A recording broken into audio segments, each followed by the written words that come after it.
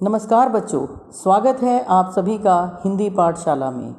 आज हम पढ़ेंगे कक्षा 10वीं के लिए निर्धारित क्षितिज भाग 2 में संकलित सुप्रसिद्ध लेखक यशपाल जी द्वारा विरचित पाठ लखनवी अंदाज।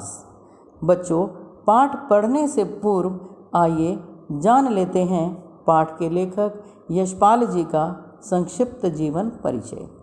आइए आरंभ करते हैं पढ़ना। यशपाल जी का जन्म सन 1903 में पंजाब के फिरोजपुर छावनी में हुआ। प्रारंभिक शिक्षा कांगड़ा में ग्रहण करने के बाद लाहौर के नेशनल कॉलेज से उन्होंने बीए किया। वहाँ उनका परिचय भगत सिंह और सुखदेव से हुआ। स्वाधीनता संग्राम की क्रांतिकारी धारा से जुड़ाव के कारण वे जेल भी गए। बच्चों, स्पष्ट है कि यशपाल जी ने आज़ादी से पहले का समय बहुत अच्छी तरह देखा था। उनकी मृत्यु सन 1976 में हुई। यशपाल जी की रचनाओं में आम आदमी के सरोकारों की उपस्थिति है, यानी उनकी जो रचनाएं हैं वो आम आदमी के रोज़मर्रा के जीवन से जुड़ी हुई हैं। वे यथार्थवादी शैली के विशिष्ट रचनाकार हैं। वो ऐसे सुप्रसिद्ध रचनाकार हैं कि जिनकी रचनाओं में सच्चाई के दर्शन होते हैं, किसी प्रकार की कृत्रिमता के नहीं। सामाजिक विषमता, राजनीतिक पाखंड और रूढ़ियों के खिलाफ उनकी रचनाएं मुखर हैं। तो उनकी जो रचनाएं हैं उनमें वो किस चीज़ों से संबद्ध हैं, जिनमें सामाजिक विषमता, राजनीतिक पाखंड और रूढ़ियों के खिलाफ, ये सभी विषय उनकी रचनाओं से जुड़े हुए हैं। उनके कहानी संग्रहों में ज्ञानदान, तर्क का तूफान, पिंजरे की उड़ान, वाह दुलिया, फूलों का कुर्ता आदि उल्लेखनीय हैं। बच्चों, उनका झूठा सच उपन्यास भारत विभाजन की त्रासदी का मार्मिक दस्तावेज है। यानी झूठा सच उपन्यास में उन्होंने जिस समय भारत और पाकिस्तान का बंटवारा हुआ था, यानी भारत देश हमारा 2 टुकड़ों में बंट गया था, उस समय के हालातों का उन्होंने बहुत ही मार्मिक वर्णन किया है। अमिता, दिव्या, पार्टी कामरेड, दादा कामरेड, मेरी तेरी उसकी बात अन्य उनके प्रमुख उपन्यास हैं।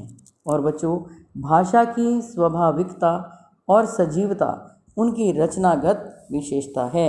यानी उनकी रचनाओं में स्वाभाविकता और सजीवता साफ दिखाई देती है। मतलब ये कि उनकी रचनाओं को पढ़ते समय पाठक को लगता है कि सीधा सीधा साक्षात्कार पाठक के साथ ही है, या वो सीधी बातचीत अपने पाठकों के साथ कर रहे हैं। तो आइए बच्चों, प्रवेश करते हैं पाठ के आरंभ में। मतलब यशपाल जी ने पाठ में क्या बताने का प्रयास किया है, पढ़ लेते हैं। यूँ तो यशपाल ने लखनवी अंदाज व्यंग्य यह साबित करने के लिए लिखा कि बिना कथ्य के कहानी नहीं लिखी जा सकती, परंतु एक स्वतंत्र रचना के रूप में इस रचना को पढ़ा जा सकता है। यशपाल उस पतनशील सामंती वर्ग पर कटाक्ष करते हैं जो वास्तविकता से बेखबर एक बनावटी जीवन शैली का आदी है। यानी यशपाल जी ने उस सामंती वर्ग पर, उस रईस वर्ग पर कटाक्ष किया है कि जो सच्चाई से, यथार्थ से बहुत दूर है और केवल झूठी शान शौकत का ही आदी है। ऐसे वर्ग पर कटाक्ष किया है। कहना न होगा कि आज के समय में भी ऐसी परजीवी संस्कृति को देखा जा सकता है। मतलब ये कि आज भी ऐसे बहुत से लोग हमें दिखाई दे जाते हैं जो अपने वास्तविकता को त्याग कर झूठी शान का दिखावा अधिक करते हैं। तो कुछ ऐसा ही बताया है यशपाल जी ने इस पाठ में। तो आइए पढ़ना आरंभ करते हैं पाठ लखनवी अंदाज। बच्चों, जैसा कि नाम से ही स्पष्ट है, लखनवी अंदाज अर्थात जो लखनवी शब्द है वह लखनऊ से जुड़ा हुआ है। और लखनऊ बच्चों किस चीज़ के लिए प्रसिद्ध है? कभी नवाबों की नगरी कही जाती थी। और यह कहानी संभवतः आज़ादी के बाद लिखी गई होगी। और जिस समय जो सामंती वर्ग था उनकी रियासतें छिन रही थी, सरकार छीन कर उन पर कब्ज़ा कर रही थी, तो उस समय जो सामंती वर्ग था, जो रईस वर्ग था, सत्ता छिन जाने के बाद भी उन्हें यह भ्रम बना हुआ था कि अब भी वो सत्ता में हैं, तो अपनी झूठी शान के लिए ही वे जीते थे। तो कुछ इन्हीं भावों से सराबोर है यह कहानी। आइए आरंभ करते हैं। मुफस्सिल की पैसेंजर ट्रेन चल पड़ने की उतावली में फुंकार रही थी। बच्चों, मुफस्सिल कहते हैं केंद्रस्थ नगर के आसपास के स्थान, यानी जो केंद्रस्थ नगर के चारों ओर की जगह थी वहाँ पर एक पैसेंजर ट्रेन चलने के लिए तैयार थी। आराम से सेकंड क्लास में जाने के लिए दाम अधिक लगते हैं। देखो बच्चों, जो आराम से यात्रा करना चाहते हैं उन्हें पैसा अधिक देना पड़ेगा, और उस समय ऐसी ही स्थिति थी। 3 दर्जे चलते थे, पहला, दूसरा और तीसरा, और जो बहुत रईस लोग थे वो फर्स्ट क्लास में यानी पहले दर्जे में जाते थे, और थोड़ा सा उनसे कम सेकंड में, और बाद में थर्ड जो क्लास थी, तीसरा दर्जा था, वो ख़त्म कर दिया था, फर्स्ट और सेकंड ही रह गए थे। तो आराम से सेकंड क्लास में जाने के लिए दाम अधिक लगते हैं। दूर तो जाना नहीं था, भीड़ से बचकर एकांत में नई कहानी के संबंध में सोच सकने और खिड़की से प्राकृतिक दृश्य देख सकने के लिए टिकट सेकंड क्लास का ही ले लिया। यह सेकंड क्लास का टिकट बच्चों किसने ले लिया? लेखक ने। और किस उद्देश्य से लिया था उन्होंने? उनको ज़्यादा दूर तो जाना नहीं था, मुख्य रूप से उन्हें एकांत चाहिए था। किस लिए? नई कहानी के संबंध में सोचने के लिए, और दूसरा कारण था खिड़की से बाहर प्राकृतिक दृश्य देखकर वो और भी अच्छे से अपनी कहानी लिख सकते थे। गाड़ी छूट रही थी। सेकंड क्लास के एक छोटे से डिब्बे को खाली समझकर और जरा दौड़कर उसमें चढ़ गए। अब लेखक ने सोचा कि सेकंड क्लास का डिब्बा है, कम लोग उसमें चढ़ते हैं, यात्रा करते हैं, और खाली ही सोचकर वो उसमें चढ़ गए। अनुमान के प्रतिकूल डिब्बा निर्जन नहीं था। मतलब ये कि जैसा अंदाज़ा उन्होंने लगाया था वैसा नहीं हुआ। डिब्बा निर्जन नहीं था, कि निर्जन का अर्थ होता है जन से रहित, बिल्कुल खाली, लेकिन डिब्बा बिल्कुल खाली नहीं था। एक बर्थ पर लखनऊ के नवाबी नस्ल के एक सफ़ेद पोश सज्जन बहुत सुविधा से पालथी मारे बैठे थे। बर्थ कहते हैं बच्चों सीट को, तो गाड़ी की सीट पर लखनऊ की नवाबी नस्ल के एक सफ़ेद पोश सज्जन, देखो सफ़ेद पोश सज्जन का अर्थ है कि सफ़ेद वस्त्र पहने हुए एक सज्जन व्यक्ति वहाँ बैठे हुए थे, और जो देखने से अपनी वेशभूषा से वो नवाब लग रहे थे, और पालथी मारकर बैठे हुए थे, और उनके सामने 2 ताज़े खीरे तौलिए पर रखे थे। डिब्बे में हमारे सहसा कूद जाने से सज्जन की आंखों में एकांत चिंतन में विघ्न का असंतोष दिखाई दिया। अब जो वो सफ़ेद पोश सज्जन बैठे थे बच्चों, जब जैसे ही लेखक ने प्रवेश किया तो लेखक को ऐसा महसूस हुआ कि जैसे उनके एकांत में विघ्न पड़ गया हो।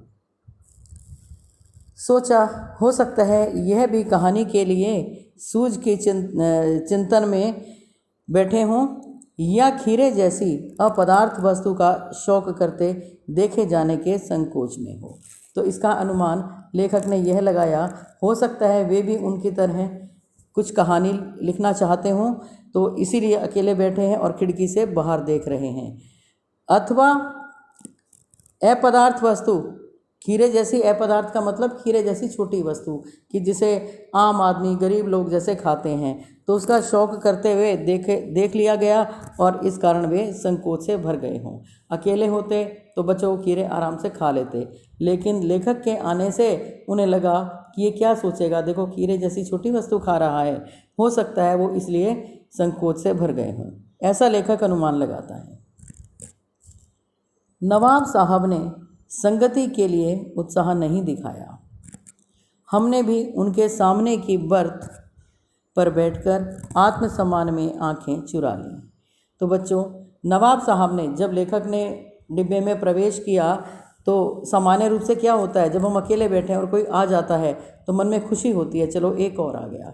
लेकिन ऐसी खुशी नवाब साहब को नहीं हुई। एक अजनबी के आने पर जो प्रसन्नता उनके चेहरे पर होनी चाहिए थी, जो भाव होने चाहिए थे, वो दिखाई नहीं दिए।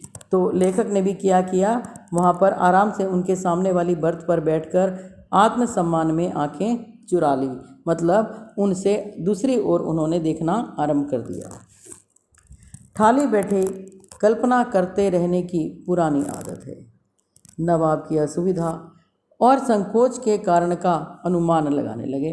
अब देखो, लेखक का कार्य क्या होता है बच्चों, लिखना, कल्पना करना। तो खाली बैठे हुए लेखक कुछ ना कुछ सोचता ही रहता है। तो ऐसा लेखक की पुरानी आदत है। और बैठे बैठे वो नवाब की असुविधा की, जो नवाब बिल्कुल ही आराम महसूस नहीं कर रहे थे, वो मन में सोच रहे थे, ऐसा क्यों वो इतना संकोच कर रहे हैं। इस बात पे वे चिंतन करने लगे, सोचने लगे। संभव है नवाब साहब ने बिल्कुल अकेले यात्रा कर सकने के अनुमान में किफ़ायत के विचार से सेकंड क्लास का टिकट खरीद लिया हो और अब गवारा न हो कि शहर का कोई सफ़ेद पोश उन्हें मंझले दर्जे में सफ़र करता देखे। अब वो ये अंदाज़ा लगा रहे हैं कि हो सकता है ये सफ़ेद पोश सज्जन इस चिंता में घिर गए हों कि अब तो वो अकेले बैठे थे और अकेले सेकंड क्लास के दर्जे में सफ़र कर रहे थे। तो उन्हें ये देखकर बड़ा संकोच हो रहा था कि अब ये जो अन्य व्यक्ति मेरे सामने आ गया है, ये क्या सोचेगा कि देखो ऐसा नवाब और जो सेकंड क्लास के दर्जे में यात्रा कर रहा है, ऐसा उन्होंने अनुमान लगाया।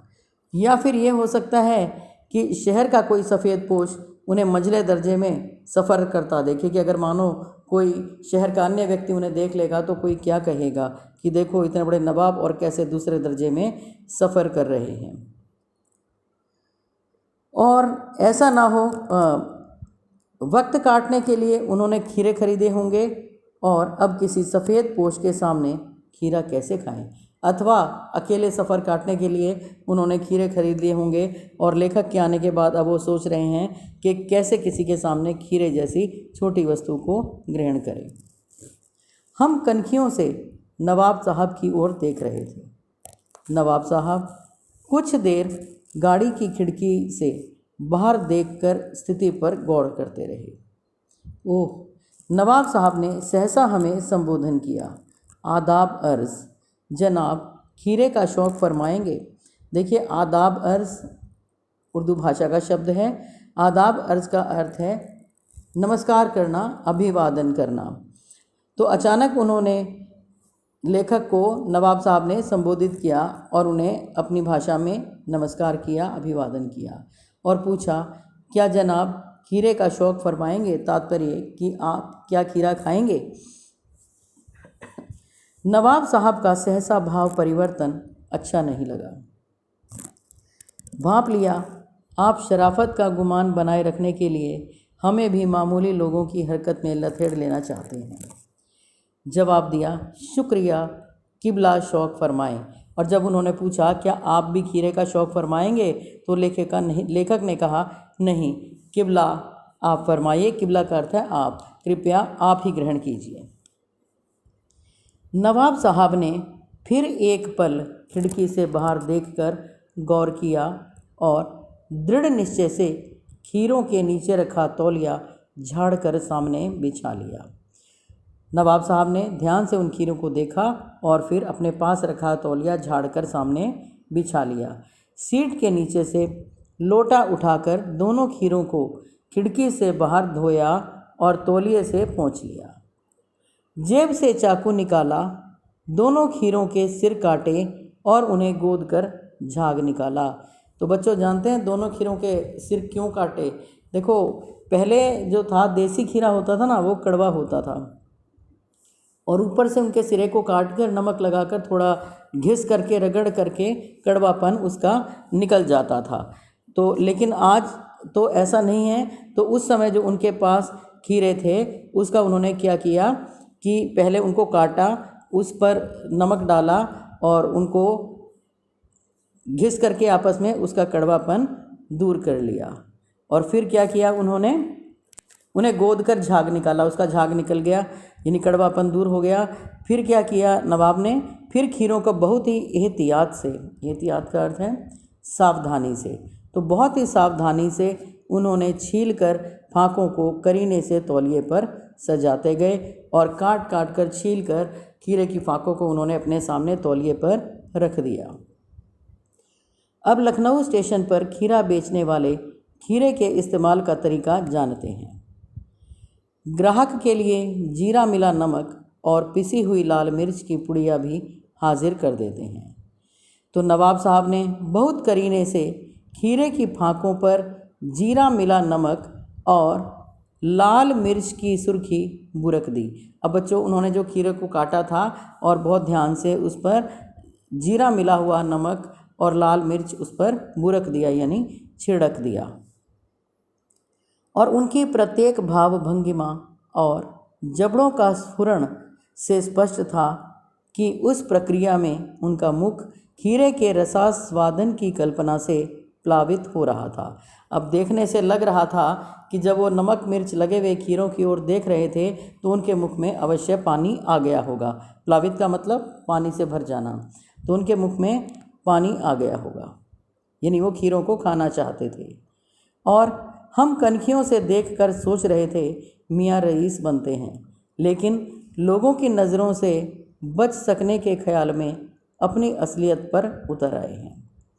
तो कनखियों से मतलब तिरछी नज़र से लेखक भी उनको देख रहे थे और देखते हुए सोच रहे थे कि ये मियाँ तो रईस बनते हैं, यानी रईस बनने का दिखावा कर रहे हैं, लेकिन लोगों की नज़रों से बच सकने के ख्याल में अपनी असलियत पर उतर आए हैं, यानी अब उनसे खीरे खाते नहीं बन रहा है। नवाब साहब ने फिर एक बार हमारी ओर देख लिया। फिर लेखक की ओर एक बार नवाब साहब ने देखा और कहा, वल्लाह शौक़ कीजिए, लखनऊ का बालम खीरा है। देखिए बालम जो खीरा है वो खीरे की एक प्रकार है, नाम है। तो उन्होंने कहा ये लखनऊ का प्रसिद्ध बालम खीरा है, आप भी ले लीजिए। नमक मिर्च छिड़क दिए जाने से ताज़े खीरे की पनियाती फाँकें देखकर मुंह में पानी ज़रूर आ रहा था, लेकिन इनकार कर चुके थे, क्योंकि आप जानते हैं ना पहले भी जब नवाब ने लेखक से पूछा था कि आप खीरे खाएंगे तो उन्होंने शिष्टाचारवश मना कर दिया था। और अब फिर से वो ताज़े खीरे की पनियाती फाँकें, पनियाती का मतलब पानी आ जाना। देखो जब खीरे के ऊपर या किसी चीज़ पर आप नमक डालेंगे तो उसमें पानी छूटने लगता है, तो वो खीरे अब जो खीरे की जो फाँकें थी वो पनियाली हो गई थी, उनमें पानी दिखाई दे रहा था, यानी वो रसीले दिख रहे थे। तो ऐसे खीरों को देखकर पानी तो लेखक के मुंह में भी आ गया, लेकिन वो शिष्टाचारवश पुनः चुप रहे, क्योंकि वो पहले ही मना कर चुके थे। आत्मसम्मान निभाना ही उचित समझा, उत्तर दिया, शुक्रिया, इस वक्त तलब महसूस नहीं हो रही, मैदा भी ज़रा कमज़ोर है। किबला आप ही शौक़ फरमाएं। किबला का अर्थ है किबला शौक़ फरमाएं, यानी आप ही खीरे को ग्रहण करिए, आप ही इन्हें खा लीजिए, क्योंकि इस वक्त तलब का अर्थ होता है इच्छा, इस वक्त मेरी इच्छा भी नहीं हो रही, और दूसरा कारण मैदा भी ज़रा कमज़ोर है। मैदा कहते हैं बच्चों अमाशय को, अंग्रेज़ी में आप कहते हैं इसको लीवर, तो कहते हैं मेरा मैदा भी ज़रा कमज़ोर है। नवाब साहब ने सतृष्ण आँखों से नमक मिर्च के संयोग से चमकती खीरे की फाँकों की ओर देखा। सतृष्ण, तृष्णा से युक्त, प्यासी यानी ललचाई आँखों से नमक मिर्च के संयोग से, नमक और मिर्च के कारण जो खीरे की फाँकें चमक रही थी उनकी ओर देखा, और फिर खिड़की के बाहर देखकर दीर्घ निश्वास लिया, यानी लंबी सांस ली, और खीरे की एक फाँक उठाकर होठों तक ले गए। फाँक को सूंघा, स्वाद के आनंद में पलकें मूंद गईं और मुंह में पानी भर आए, पानी का घूंट गले से उतर गया और उनके मुख में पानी आ गया था, ललचा गया था मन, लेकिन मुंह में आए हुए पानी को मानो उन्होंने गले से नीचे उतार लिया। और तब नवाब साहब ने फाँक को खिड़की से बाहर छोड़ दिया। बच्चों, किस लिए रखी थी उन्होंने फाँकें? खाने के लिए। लेकिन उन्होंने फाँक को उठाया और खिड़की से बाहर फेंक दिया। किस प्रकार क्या किया उन्होंने कि नवाब साहब ने खीरे की फाँकों को नाक के पास ले जाकर वासना से रसास्वादन कर खिड़की के बाहर फेंकते गए। अब उन्होंने क्या करना आरंभ कर दिया कि एक एक खीरे की फाँक को वे उठाते गए और खिड़की से बाहर फेंकते गए, और केवल सूंघ कर ही उन्हें लगा कि मानो सूंघ कर ही उनका पेट भर गया। आज के लिए इतना ही काफ़ी। धन्यवाद।